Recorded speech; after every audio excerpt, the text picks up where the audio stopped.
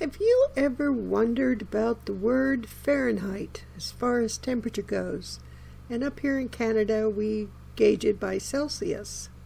So Fahrenheit and Celsius. For some reason today, I found the word Fahrenheit very strange, and I wanted to know more about it. Now, most people never would have thought anything about it. Fahrenheit is a temperature that they go by in the United States. Belize, Palau, Bahamas, and the Cayman Islands use Fahrenheit. The rest of the world uses Celsius. Isn't that interesting? Celsius is the temperature that we go by here in Canada, and many other countries go by Celsius, the metric. Fahrenheit. Listen to this. The Fahrenheit scale is a temperature scale based on one proposed in 1724 by the physicist Daniel Gabriel Fahrenheit, born 1686 and died 1736.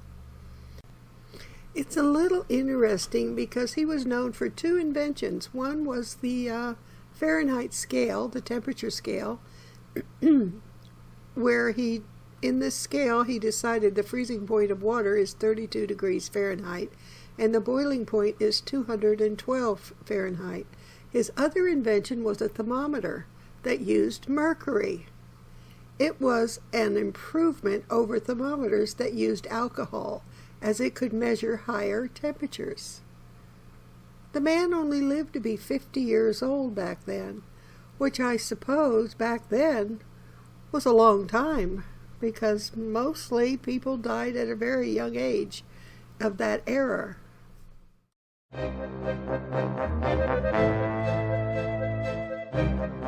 There comes a time in my life when I have to either put up or shut up, and this time I'm going to put up. I already bought the netting before I knew there were gophers, but now that I know there are gophers, I am bringing out the big guns. I am bringing out my table saw.